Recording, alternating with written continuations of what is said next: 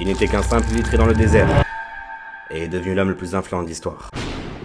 Muhammad ibn Abdullah ibn Abd al-Muttalib, issu de la noble tribu de Quraysh, il est né orphelin de père et deviendra orphelin de mère à l'âge de 6 ans. Il sera élevé par son grand-père, puis son oncle. Sans richesse particulière, sans statut, à l'âge de 40 ans, sa vie basculera totalement. Alors qu'il était en pleine méditation dans la grotte de Hira, l'ange Jibril alayhi salam viendra à lui et lui annoncera le fait qu'il est le messager d'Allah, le dernier d'entre eux, celui qui scelle le sceau des prophètes, et qu'il a désormais une mission, comme tous les autres, propager at-tawhid à travers cette parole. La ilaha illallah. Et c'est alors qu'il commence. Il s'adresse à son peuple qui vont se moquer de lui, le traiter de sorcier, de menteur. Il réunira d'abord à sa cause des personnes faibles au sein de ce même message d'unicité. Ces mêmes personnes qui ont commencé à le suivre finiront torturées, comme le cas de Bilal, transpercées, comme le cas de Soumaïa. Mais elles ne s'en plaindront pas. Elles seront fières de souffrir ou de mourir pour la cause de l'islam car la ilaha illallah. Sa propre famille lui tournera le dos, au point de dresser les notables de la Mecque et de la population à l'encontre de ses compagnons et de lui-même. Il perd sa femme Khadija, son soutien moral, puis son oncle Abu Talib, son soutien tribal. Il devra fuir sa propre ville, là où il est né, car on tentera de le tuer. Il partira donc de Mecca pour aller à Médine, afin de propager le même message. La ilaha illallah.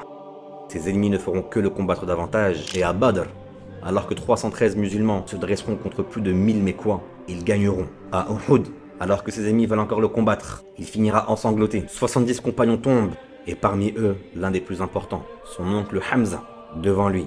Et tous ces affronts sur lesquels il a dû se défendre pour une seule cause. La ilaha illallah. Il enterre 6 de ses 7 enfants, un messager, un guide pour les gens, mais aussi un homme qui à ce moment a le cœur brisé. Les yeux pleurent, le cœur est triste, mais nous ne disons que ce qui plaît à notre Seigneur. Car, la ilaha illallah.